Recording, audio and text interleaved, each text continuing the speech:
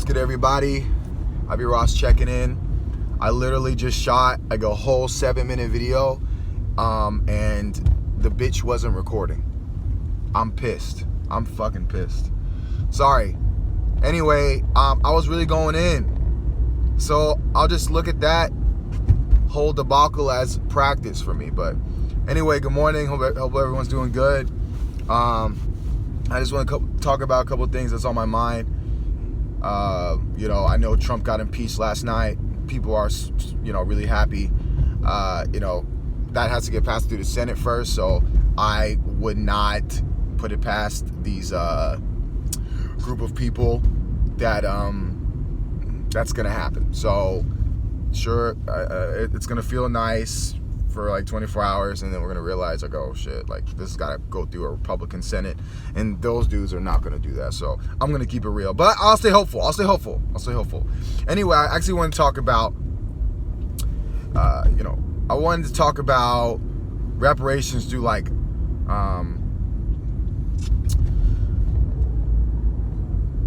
I'm trying to word this right. So I want to talk about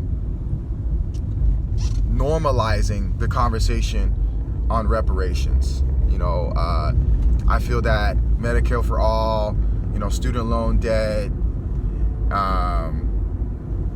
all the policies that are, really popular right now and wasn't popular maybe 10 years ago, as far as, people agreeing with it. And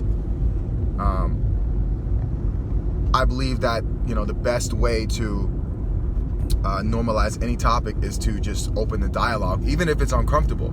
And I know that reparations is probably one of the most uncomfortable topics to talk about, especially because the majority of people, you're talking to are probably going to be white, and then black people,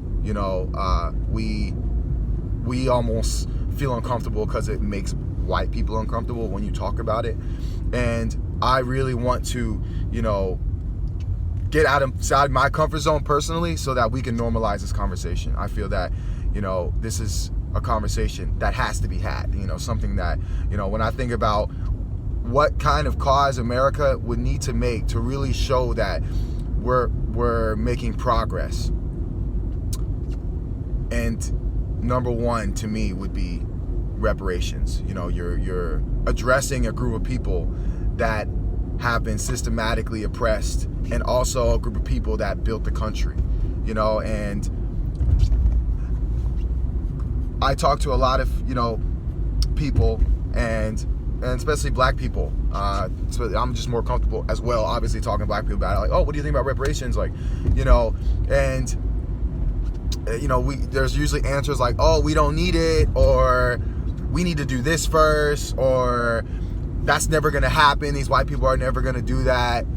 And, I wanted to just touch on that, So, the aspect or the perspective of like, I don't need it. As if we're asking you, hey, you're broke, so you need reparations, right? It's not about you. It's about a group of people who are we're the bottom caste. We're the bottom caste group. Let's keep it real in America. But everyone still profits off of us, off of our culture, and off of our genius and stories. So, it's not about you. It's about a group of people. The median wealth of middle black family is $1,700 liquid. That's not including depreciating assets and, cars and houses, all that stuff. That's outside of that, talking about liquid money.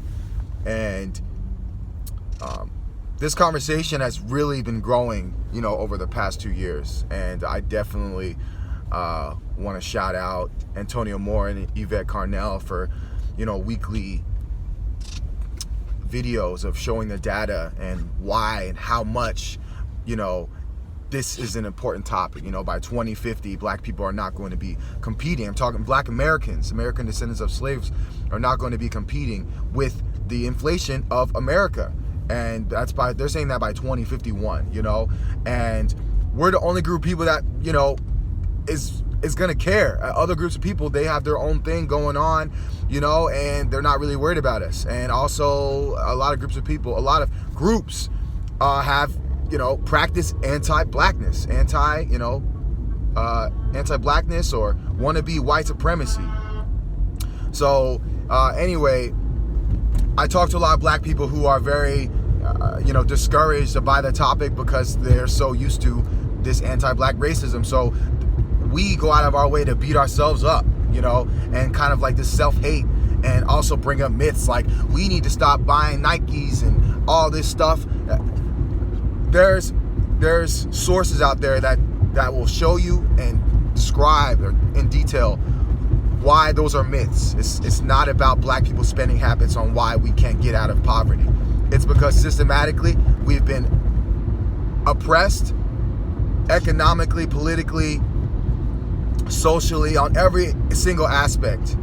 The American government has played a part in that. And also we're talking about a group of people who built the country, they've spent 200, 300 years building the economic foundation in America, and I think people kind of want to forget that, but that's the truth. So again, it's not about you, it's about a group of people who need it. We need it. We don't have, black people don't own anything. The only rich black people are actors and are actors or athletes, social media moguls who are stunting. It's not real wealth. They don't have wealth. Wealth has to be passed down. That's what people don't understand. Wealth has to be passed down, and that's what black people don't have. It's most people that are doing well right now, their wealth was passed down to them. Black people don't have that. We missed that mark because we weren't given restitution for our efforts building this country. And so groups of people, immigrants, come in and they capitalize off of this system, and we're still on the bottom. I believe because we've been here 400, 500 years tied to this country, and we built this country for free, we need to be up there economically and independently, just like the white people are. Straight up. There needs to be, I see Koreantown, I see Japantown. There's no black town. There's no section where black people are owning. And I know there, about the Tulsa, Oklahoma, and there's probably so many other stories of course, whatever we do succeed and build off of, it gets destroyed or blown up by these white racist entities. So, I definitely don't put that past it. And that's exactly why we need reparations even more. So, anyway, our,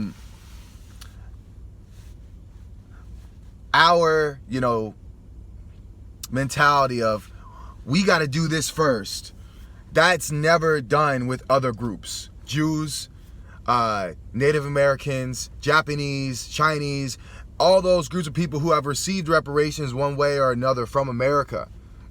Nobody was saying, hey, we got to destroy capitalism first. Hey, we got to install socialism first before we do that with you guys. No, they only do that to black people. So that's why, honestly, miss me with that shit when you say, oh, we got to do this first. This is how we get out of poverty. No, this is systematic. This is something that the government does. This is about citizenship. And as a group of people, we have not been treated as actual citizens. So that's why, I'm hesitant to jump with all these Democrats who go head over heels, for immigrants.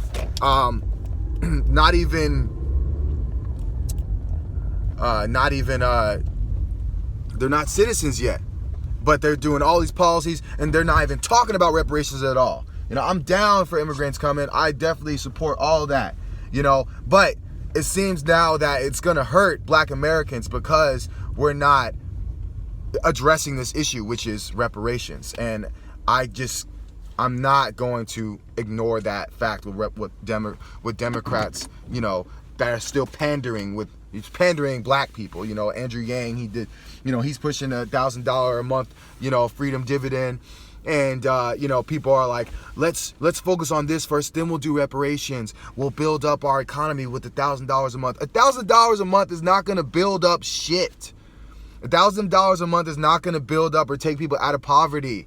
It's just going to level up people. Black people are still going to be on the bottom. Are still going to be on the bottom caste. So what black people need is something specific, a specific black agenda that is going to benefit black people, because there's been policies that were in place that specifically put black people on the bottom. Look up the Homestead Act, redlining, the GI Bill, all these policies or agendas were had black people excluded from receiving those benefits, almost like a welfare specifically for everybody else except for black people. And we are now understanding, after Obama, we need to vote for someone who has a specific plan for black people, because we have been targeted. We're getting killed every day. We're getting racially discriminated against. We don't own anything. And how long are we going to get beaten down until we are just going to be wiped off, you know, as a group of people? You know, the only way we're going to be able to thrive is sharing our resources with other groups. And, you know, I don't think that's right when we can actually get reparations and fight for it wholeheartedly. So I hope that answers the question as far as like, oh, we don't need it, or we don't have it, or it's not going to happen. People that say it's not going to happen, we have to also be, you know, we have to be, what do they call it? Politically imaginative, you know, politically creative about our situation. You know, 10 years ago, Medicare for all, student loan forgiveness, all these other plans that Bernie's pushing were not popular 10 years ago. And I'm glad that it's on topic now. And here we are. It's about to happen, you know. And anyway, reparations needs to be right up there with it, and it's so important. So no one else talks about any other group like that. I mean, Jews are still receiving reparations. The descendants of those people that suffered in the Holocaust are still receiving reparations. So, you know, and this is given from America. This should be given to black people. It should be like, why hasn't black people been given anything? It was going to happen. Lincoln was going to get the 40 acres and a mule. He got killed. Lyndon B. Johnson came in and fucked it all up. And now we're still fucked. And now, you know, we have people saying, that's going to be expensive. You should be mad at the government. You should be mad at your own group of people for not initiating that, because it wouldn't be that expensive if it was already done. It would actually flatten this racial discrimination shit, or at least the power that white people have over black people as a group. You know, of course, there's going to be discrimination and hatred based on how you look, but Asians are not suffering the same way as black people as far as being oppressed. Yes, you're going to be made fun of by how you look. Yes, you're going to be made fun of by how smart you are. Whatever bullshit other groups think discrimination is defined by them.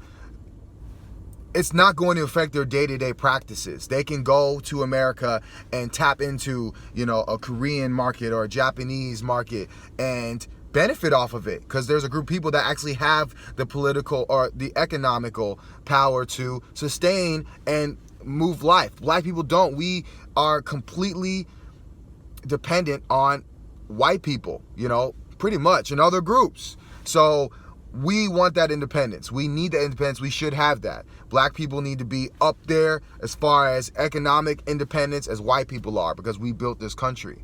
So it's not about, do we need it? Like, should we have it? It's a debt owed. That's without a doubt. It's a debt owed. So it's not about, oh, my opinion, I think it shouldn't be money. No, it should include, money should be first. Then it should be free healthcare, just like the Native Americans.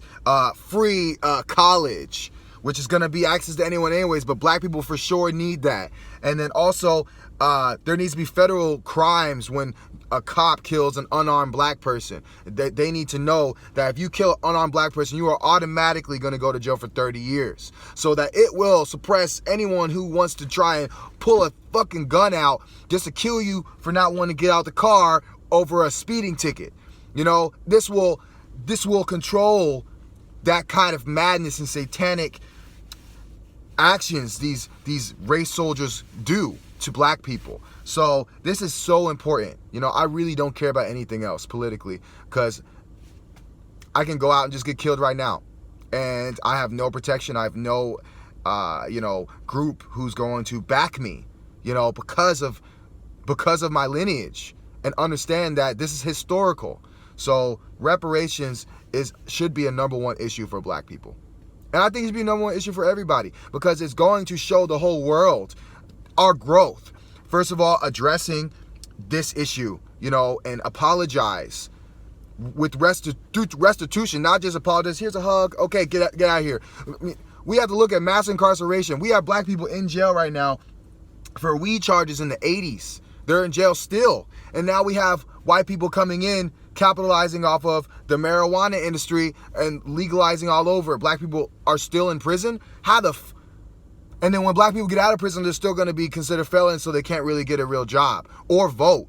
So everything is pitted against us. Everything is pitted against us. And reparations, because it's due, is the only way we're going to build up. We can't just, this bootstrap mentality is so just benign, and it's just out of touch. And honestly, I think it's disingenuous. You know, people that say that, just you got to work hard. No, every group of people, especially white people, they are given this wealth from their parents, from their great-grandparents, and they're able to go to college and get all these. Why do we have to be the only group of work hard, work 70 hours a week? No, we should be able to have those, we should be able to benefit off of what we build in America, straight up. So I'm tired of this, you know, with black people, you know, specifically. White people, I can understand, because they might not get it. But black people know, like, how struggling it is. And it's not us. It's not because of us. And I think it's tied in, but I think it's tied with the self-hate that we have for ourselves and our people, based off of brainwashing through media over years of, just coming out of slavery. You know, we have some real, you know, mental, emotional issues, which also I think should be part of the reparations package. We need therapy about what we're dealing with here in America, because it's a war zone. So anyway, I gotta go. But I just wanted to touch on that, you know, if you love black people, if you support, you know, justice, then you need to include reparations in your justice plan. You can't just be shooting, oh, I'm all for this, and then someone brings up, hey, what about reparations? No, get the fuck out of here. You're probably a racist. And even if you're black, you could just hate yourself, and means you hate a group of people. So reparations is a debt owed. It's not based on do we need it or not. It's a debt owed. So I hope that makes sense, and hope everyone's having a good week. Happy holidays. I'm going to continue talking about this. This is something that's very important to me, and I want to normalize this conversation. I want people to talk about it. And I think when you look at the data, once you do research, look at the data, and then also just morally what direction that would be, people, normal, rationalizing people are going to agree with this. They're going to be like, yeah, that makes sense. So, and off top, you know, reparations is a $17 trillion debt. And there's math calculated about that, around there, $17-20 trillion. So look at all the money that we spend on military. Look at all the money that we let the 1% hoard. It's possible. So, you know, don't let any of these other groups of people tell you that reparations is not possible. Anything is possible. You have to believe in it. You have to push for it. Just like they do in you want to make it, pull yourself by bootstraps and, like, fight. I support the idea, but don't suppress, you know, my justice claim for that. Don't try and, we got to work hard. We got to stop spending. No. All of our negative attributes is because we have been comprised under a system of white supremacy. So all of our compass is all fucked up, you know. our moral, economic, everything is all messed up. And that's because we have not been given the access and the attributes of the American dream. And that's all we want. We want citizenship. That's what, at the end of the day, it's what black people are really fighting for, citizenship. There's people that are, from different countries coming in and have more rights and more protection than us. And that's not right. So anyways, 20 minutes in, I'm out. You guys have a good rest of your holidays, and I will see you soon. Checking out. Follow me on Twitter and Instagram and subscribe. So, peace.